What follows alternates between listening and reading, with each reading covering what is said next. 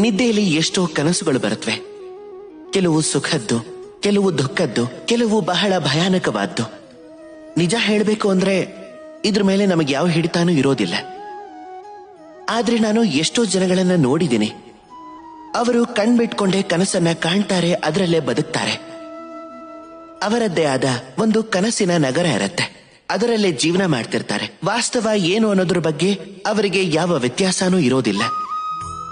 ಇನ್ನು ಕೆಲವರು ಹೇಗಿರ್ತಾರೆ ಅಂದ್ರೆ ಅವರಿಗೆ ಸ್ವಲ್ಪನೂ ಬುದ್ಧಿ ಇರೋದಿಲ್ಲ. ಅದನ್ನ ಬಿಟ್ಬಿಡಿ.